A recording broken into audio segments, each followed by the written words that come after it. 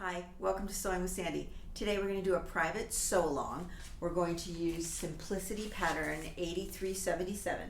This really cute long knit sweater, jacket, sweater, whatever you want to call it, out of this ivory medium weight Ponte from Minerva. It's such a great weight. It's really beautiful. Drapes really nice, yet it's got a little bit of body to it, so it's going to be it's going to add a little warmth to it. And the color is perfect for winter. It's not that stark summer white, so you can carry it into winter and it'll go with everything. And I've made this once before, and I'll pop a picture up now.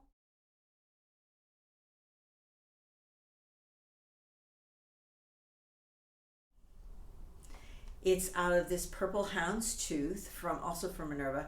Love the fabric, just wonderful to work with.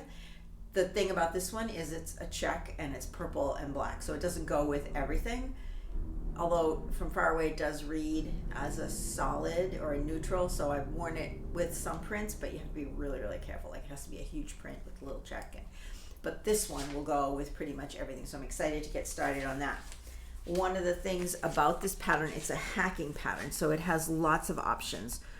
I'm going to make this straight version. There's nothing, it's just the basic version, long tunic, long sleeves, because that's what I'm looking for.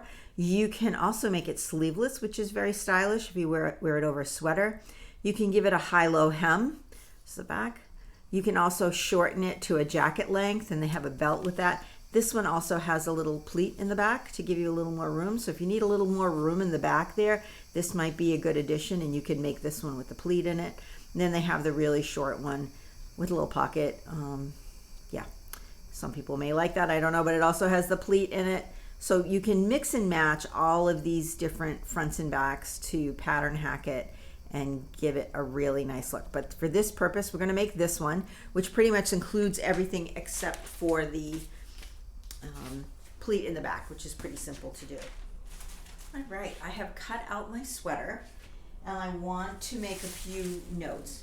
Think about what pattern you're using. So for the sleeve, for this pattern I used piece 1, 2, 3, 4, and 5. And the sleeve is piece 5. And I cut out a long sleeve. And the pattern is set up so you can have a short sleeve, a 3/4 length sleeve, or a full length sleeve. And these little notches, if you don't know, they're made so when you cut this here, say you use a short sleeve, and you hem this is the hem area. So it folds back up because this goes out. So you need that curve, so when this folds up, this piece here is actually the same circumference. So you'll see that all the way at the bottom and here and here. So when I cut them for a full length sleeve, I don't like to cut them off because I never know when I'm gonna go back and use the pattern again. So I just fold them back out of the way. Right, and then I cut the full sleeve. Same thing if I was going to cut this one, I would fold this out and just fold that away, and then fold the pattern. I try not to cut them if at all possible, so you can just fold the pattern down on that fold line and cut it there.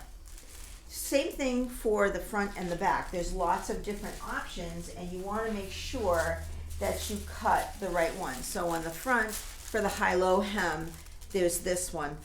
Not cutting that might be an issue. You might have to cut it and then tape this piece back on. This one's kind of straight. This is for the jacket, so you shouldn't have too much trouble with that. And the crop one is the same. It's pretty straight, so you could fold that back and cut it out. The next step is our shoulder seams, and it calls for a stay tape on the shoulder seams, and we're not going to do that. I don't think it's necessary. This is a really stable knit, so I don't think we're going to have too much of a problem with this knit stretching out of shape, and I didn't do it on the other one. In general, I don't do it. You're going to find most of your knit fabrics, this is a sweater knit and it doesn't have it in it. They commercially, they don't put it in there, so it's kind of a holdover from days gone by. And we're going to skip around the pattern a little bit because we're going to put in flat sleeves instead of inset sleeves because they're so much faster. So the first thing we're going to do is we're going to sew the shoulder seams, and then we're going to come back and put the sleeves in. So we're going to skip ahead a little. All right, one thing I want to talk about before we get sewing is that jersey needles are really important for sewing stretch knits. For the small price of purchasing a jersey needle, which you can get at Minerva, you will save so much time and energy because it just goes through the fabric so much better than an all-purpose needle. You can use an all-purpose needle. It just, you may find that you have glitches or skipped stitches. So this is a really good option. Now I have sewn the shoulder seams together and serged them and pressed them to the back. And you're going to notice I have a little clip in my fabric here. I was a little tight on cutting them out, and so I had to go around a section that was already pre-cut, but it won't interfere with it'll be in the seam allowance, so it'll be fine. All right, now we're going to talk about sleeves. We're going to insert our sleeves. We're going to skip over the side seams, and we're going to insert our sleeve, and we're going to do a flat sleeve insertion, which is perfect when you're working with knits. A couple of things you want to keep in mind. You want to keep in mind that this dot here on the top of your pattern needs to align with the shoulder seam that you just sewed. So that is important because it's not always symmetrical. And the other part of that is that this section of the pattern that has 2 notches, that goes to the back. This section that has 1 notch, that goes to the front. So when I mark my garments, I don't use a lot of pencil markings. I use pins, and I keep my tissue with my pattern pieces until I'm ready to use them. So just before I get ready to use these, I marked my pattern pieces for my sleeve with a pin where the top dot circle is, so I know that this pin is where it attaches to my shoulder seam. And then I also marked the back double notch. That's all I know. I just need to know that this goes to the back. That's important to me. So I'm going to match up my center dot pin with the shoulder seam, and I am going to make sure that this pin that I have where the double notches were goes towards the back of my garment. So now everything is facing right sides up. This is right sides up. I know this is right sides up, and we want to sew right sides together. But I like laying it out so I can make sure that when I pin them, they're pinned correctly. And I can do the same thing for the other side. I'm going to lay this out and then take my piece and put the center pin at the shoulder seam and the double notch pin to the back side of my garment. Now I want to sew these right sides together. So I'm going to, this is the right side of the sleeve, this is the right side of the bodice. So I'm going to flip the sleeve over and use this pin to pin it at the shoulder seam. And I want to sew this sleeve side down. And those of you that have been around with me before and put in sleeves, you know that the feed dogs on the bottom of the machine will take up all of that extra fabric gathering that we have to do when we're putting a sleeve, a convex seam into a concave seam. So the first thing I'm going to do is pin the center so I know that my sleeve is balanced. And then I'm going to come over to the side seam here, and I'm going to pin the edge of my sleeve or the underarm seam to my side seam, keeping in mind that my sleeve needs to go down, so I'm going to put the pins on the top. And this first section of sleeve under the arm, we don't want any ease. We want that to be 1-to-1. We don't want, who needs ease under their arm? So we're going to turn this convex seam and concave seam together, and you'd be surprised with what a few pins can do and how beautifully this is going to go together. And this is so much easier than sewing the sleeve and inserting it, and oh my gosh, that's crazy. So this works for almost all knit garments, and sometimes you can get away with it on a woven, it depends. So look at that, that's beautiful, absolutely gorgeous. So that's all set. Now I'm going to go to the back of my sleeve, and I'm going to do the same thing. I'm going to take the side seam for my back and the edge of my sleeve, and I'm going to pin those together. And again, the underarm, which is the side seam to the notch, is 1-to-1. So now I have to ease this part. Now I have to ease this part into my sleeve. And sometimes it takes a little coercion. Sometimes you have to go over it once or twice. It doesn't always go in the first time. Remember, I've done this more times than I can count. And even then, sometimes I have to go back and futz with it a little bit. But yeah. So that's it. So I'm going to sew this really weird seam all the way around to the other side. If you're a little nervous or tentative about it, just baste it. Baste it first and take a look at it. Make sure you don't have any puckers or pleats. They're much easier to take out when it's basting, especially if you're using the knit stitch on your machine, because it's a triple stitch. You don't want to rip that out. That's like ripping out serging. It's awful. So baste it in place. Make sure you like the way it looks and move on to the other sleeve, and we'll be back. We've sewn on our sleeves and they look gorge.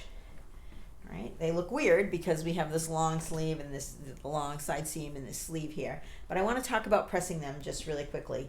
First of all, sewing them this way is much easier to press. You press them flat, and I use this ham. This is an old-fashioned pressing tool, but for sleeves and collars and things that have a curve in them, it's amazing. And what you want to do is you want to press the seam towards the sleeve. That gives it a little bit of a sleeve cap. So I lay my sleeve flat because you want to press the seam flat the way it was sewn first.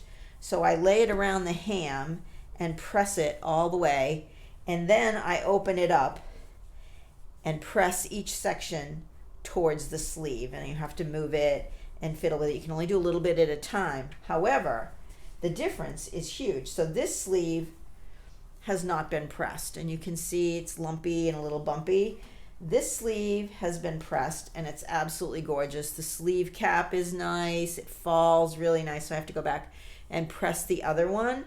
But this is what we want. We want no rimples, no dimples, nada in our sleeve, especially in something that is white, right? You can see a solid color, you can see every little detail.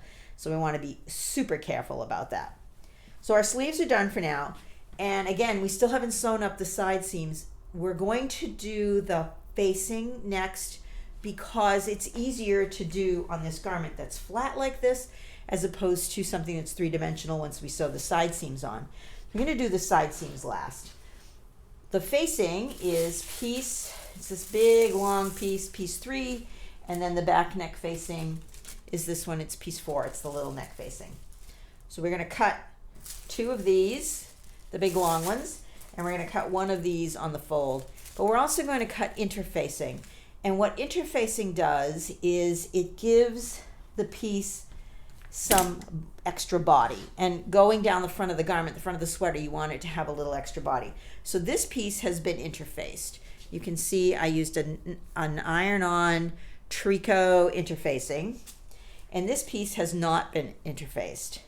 And when you look at the 2 pieces, so this one's interfaced and this one's not, and you start wiggling them and bouncing them around, you can see that this one has more body and more structure to it, as this one is super drapey and twisty and bendy, and it just doesn't have the same amount. It's more wiggly. So it doesn't add a ton of structure if you use the right interfacing, but it adds enough structure. So you want to interface both sides of piece 3 and piece 4.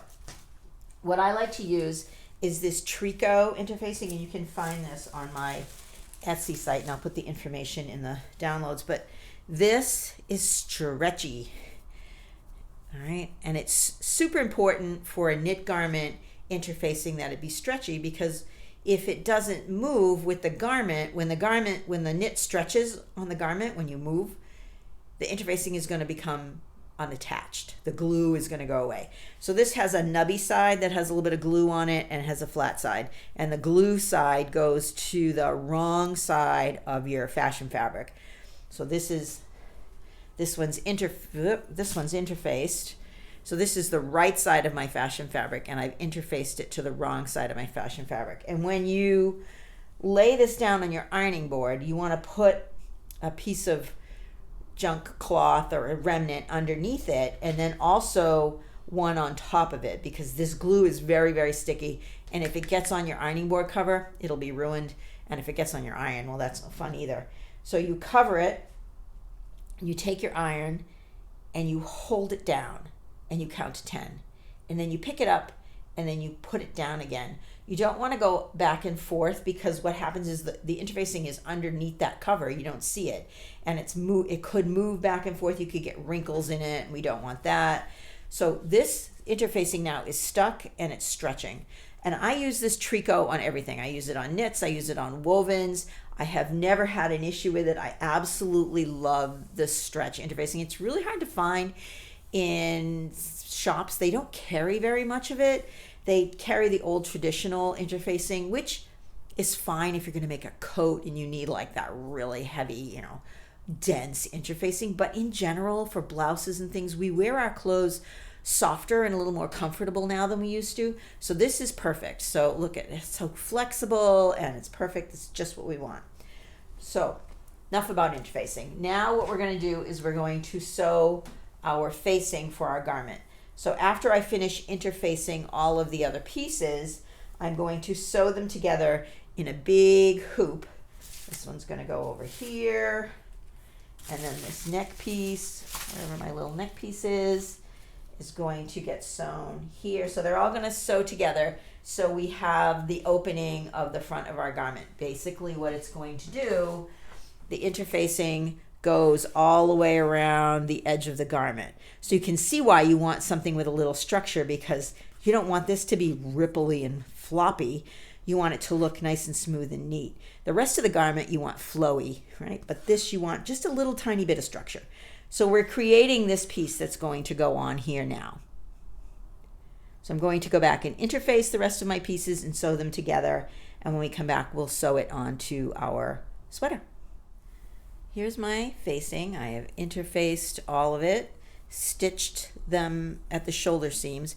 Now, one of the things that you wanted to keep in mind when we sewed the shoulder seams of the sweater together, we pressed the serged seams towards the back. So since we don't want a lot of bulk in the back, and the facing, I pressed them towards the front part of the facing. And then that way, when we put them on, we can butt them together. So we're going to pin this at some of the critical junctures. That's really important place to start. One of them is the shoulder seam, right? So we can take these two seams and we can you can feel them. You can just butt them together. Now, one of the things I like to do when I'm pinning shoulder seams is to pin both sides of the seam for a couple of reasons. If I'm approaching them from this direction, then I don't want this seam to get flipped. And if I'm approaching from this direction, I don't want this underseam to get flipped either. So, and it also keeps my seam really balanced. So when I turn it over, it will be beautiful. Then I'm going to do the same thing on this side, on the other shoulder.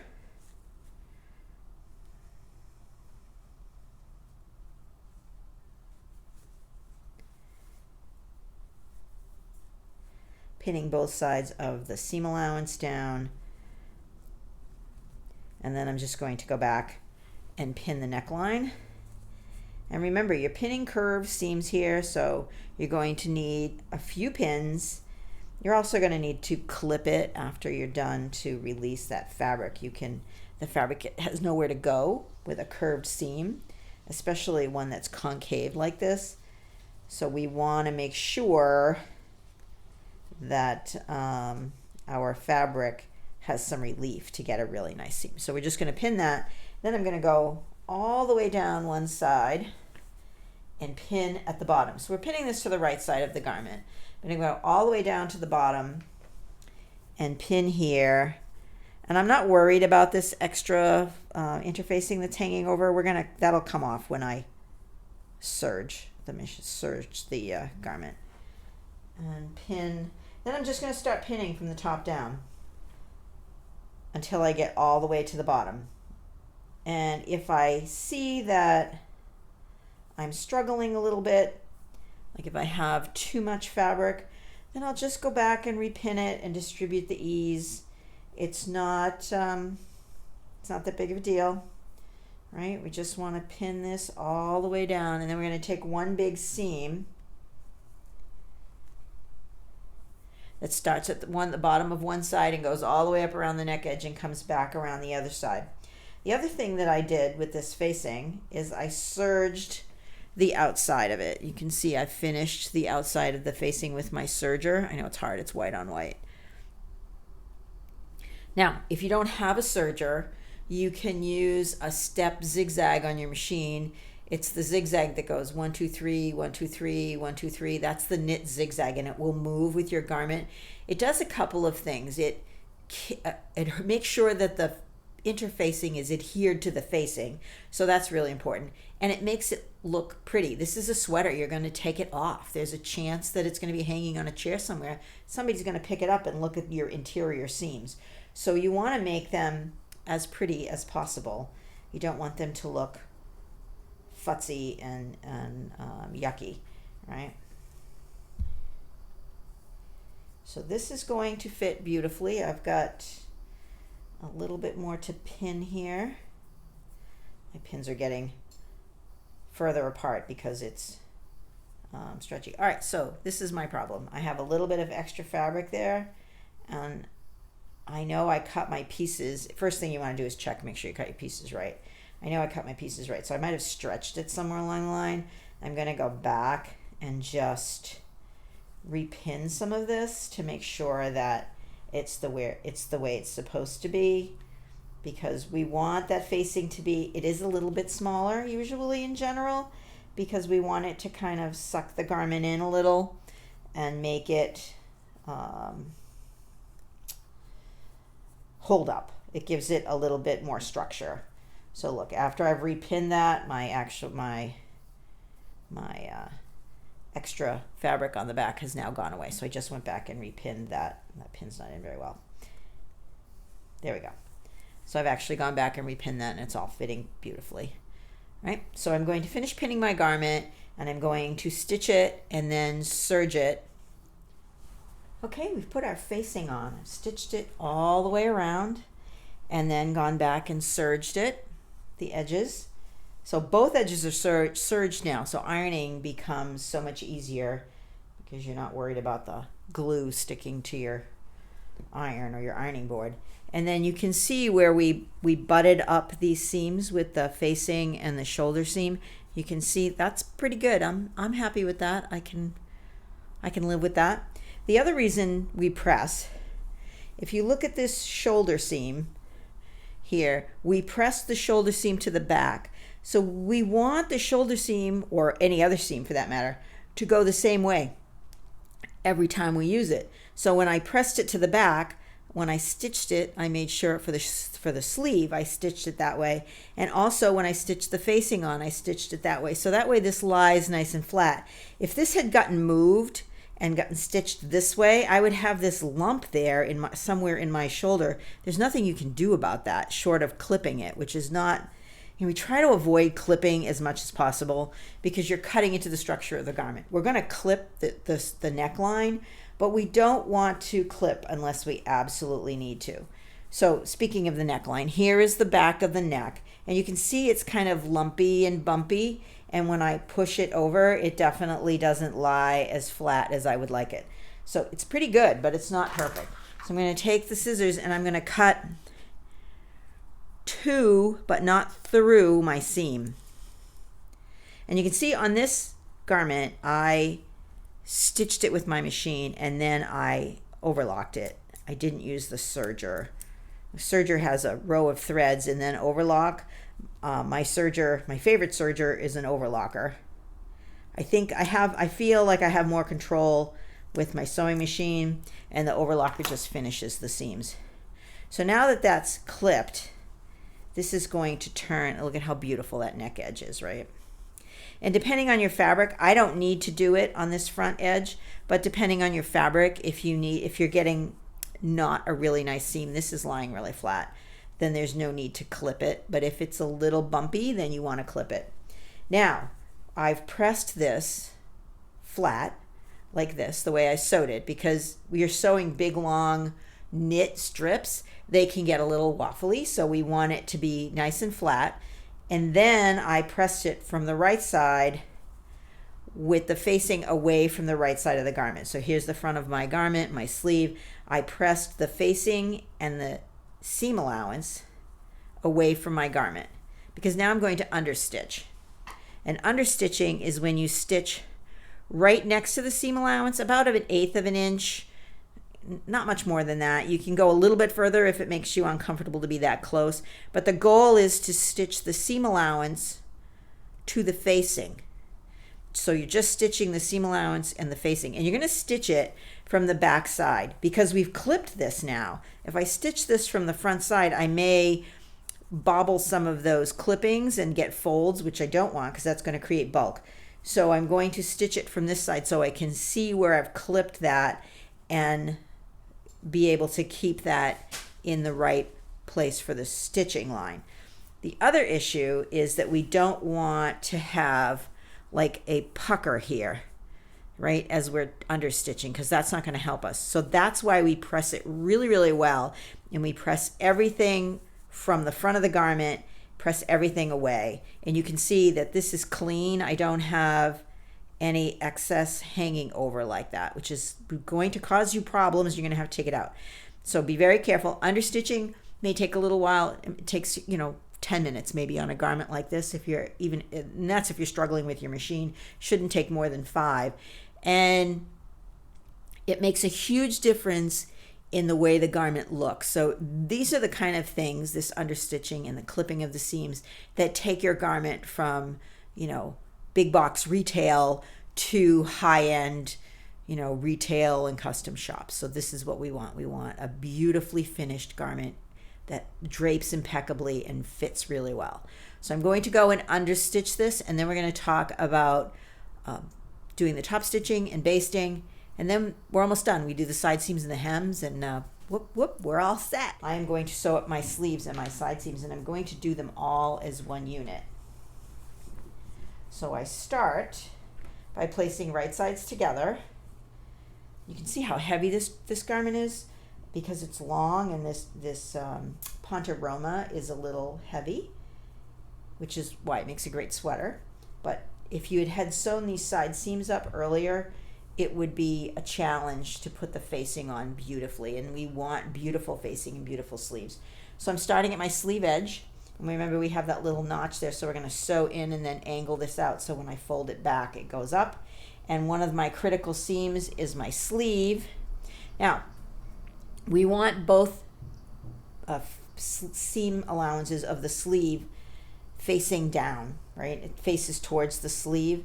So when I sew this, I'm going to sew it from the garment side so my machine doesn't have to fight with these. It will go over them the way they're facing. So I'm going to start at the hem, side seam hem edge. That's hard to say. And then stitch all the way along the side seam. So now I'm pinning my hem edge because I want my edges all to be equal. So I have the hem edge pinned, I have the underarm seam pinned, and I have my sleeve pinned. So now I'm just going to go in and add a few pins. The sleeve fits beautifully, as it should. It should match up perfectly because we cut it as one unit. And then again, now I'm going to sew at the side seams the back to the front. So I'm just going to pin intermittently with this. This should also fit really perfectly because the pattern is well drafted and we cut it right. So look at that, it fits perfectly. So I'm going to do both side seam, underarm seams. It's one big long seam. So we start at the hem, right? Stitch all the way along the side seam, stitch through the sleeve juncture here at the underarm with both of our seam allowances facing towards the sleeve, and then stitch all the way to the end of the sleeve and then go back and serge that. Here we go. We've got the facing in, we have understitched it, which you can see is this row of stitching securing this seam allowance to the facing, essentially making them one unit. So when you iron this, when you press this, it gives you this beautiful roll with some density, so it keeps it a little bit secure, but it also ends up being gorgeously straight, which is really important. So after you've understitched, you want to press it again, because we always press our seams flat first, the way we sewed them, and then you're going to press it so it turns this gorgeous edge. And again, your ham is going to come in handy because pressing a neckline is a real challenge. So if you use the ham, it helps you just get around that curve a little bit, and it gives you some depth, because there is a little bit of depth in this curve. So I use it for the curves. The next step is to top stitch. Now in the instructions it says to baste, and you can certainly hand baste if it makes you feel better. The issue with the top stitching is it needs to be equidistant all the way around, from the bottom around the neck and to the other side. So if you put a piece of tape on your sewing machine as a guide where you want this to be, that will be helpful, because it is kind of wide going through the machine and you might not have a mark there. So, or you can use your machine marking gauge. Your machine marking gauge will look something like this, where this slides in or clips on to your shank, and then you can measure the distance to, I'm trying to get a good light here. So this clips onto your shank, and then you can measure the distance that you want, and this sits on the machine, and you can guide your fabric along this edge, and then you have a straight and uniform seam all the way around. So that's really critical. Pinning is critical. Hand basting would be great if you're worried about it shifting at all. If you don't have a lot of confidence in your sewing ability, then I would say absolutely go ahead and baste that. So I've sewn my side seams, my underarm seams, so my jacket's all together, and I've pressed my side seams. And then the next thing I want to do before I top stitch my facing is to open up and pin my lining. So I have serged the whole bottom edge of my garment. I have measured up 1.25 inches and pressed it, and I've pinned it on the outside because we're going to use a twin needle stitch. So these are some twin needles, and you can see, like this one, I have two different ones here. One is a little wider than the other, so the heavier the fabric, the wider the needle you want to use. So you can see these two are a little bit further apart and these two are a little more narrow. I would use this narrow one on like a silk or some kind of stretch taffeta or something like that, where this one I'm going to use on this Ponte-Roma because it's a little bit wider and it will do a better job. So there is a video on YouTube. I have a video on YouTube on how to sew with a twin needle, and I'll make sure that that link is available to you. But essentially you have two threads coming down through the top of your machine, and one goes through each one of these needles, and then the bobbin, one bobbin in the bottom, and the bobbin goes back and forth between the two threads, and it creates a stretch. And that's what we want. We want to be able to sit in our knit garment and not have the seams bust open. But we have to pin it from the front because the two needles are only visible from the front for the top. So we need to pin it that way. So we go ahead and sew that, and I did the same thing with my sleeves. I have serged them and pressed them and pinned them, so we're ready to twin needle stitch the sleeves. Lastly, what we're going to do after we finish that is we're going to top stitch the hem.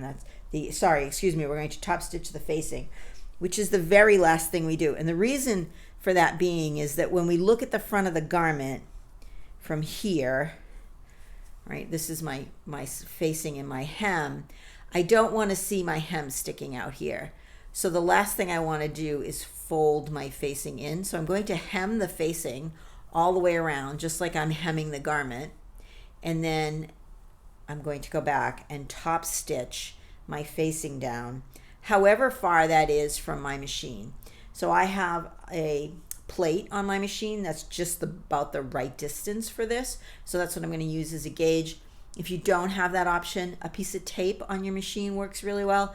You just want something to give you a gauge so it's straight. You can use a single stitch on this, or you can use the twin needle. That is totally up to you, depending on the look that you want. For this one, I'm just going to use a single stitch because I really kind of want it to blend in and not be that obvious. The twin needle I will use for the hem and for the sleeve hem. So I'm going to go do that now. Stretch. Here we are. I have hemmed my sweater with the twin needle. You can see what a beautiful job that does, right? So pretty. This white picks up everything. There we go. Beautiful job. And I've hemmed it pretty much right on the edge So it's measured, you have to measure, right? So I measured this up 1.25 inches and then worked my machine so there was a guide that got this perfect. If I missed a spot, then I would just go back and do a quick hand stitch. And then also we did the same twin needle on the arm, on the sleeve hem. Looks really professional, really high end. If you go in the stores, this is what you're going to see. Now, to do the facing, so the last thing I need to do is top stitch my facing, and then this is finished, and we'll give it a good press and get to wear it. The last thing I need to do, because we stitched our facing, we hemmed it, right? So we used the twin needle stitch and hemmed the facing all the way across, and now I'm going to fold my facing in and top stitch.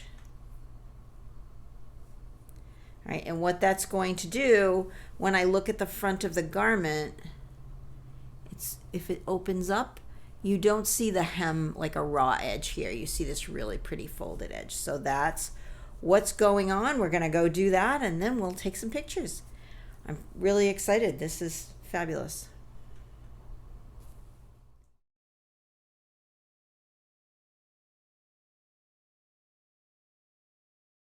I hope you enjoyed this version of Sewing with Sandy where we made Simplicity 8377 hack pattern for a knit sweater jacket.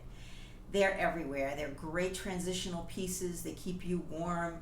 We're trying to wear more layers and save on heating costs, so it's a great option for that. And they're just super comfy and cozy. You can wear them around the house and out to play or shop or whatever. Make them in a bunch of different colors. This really nice medium weight Pontoroma sews up beautifully, and it does a great job, and the pattern fits really well. I mean, there's not, because it's loose and it's not form-fitting, there aren't a lot of alterations, so it's great for a beginner, intermediate, someone that's made a few pieces, have a few under their belt. But here with our step-by-step instructions, you certainly can tackle this in no time at all. It's a weekend project for sure.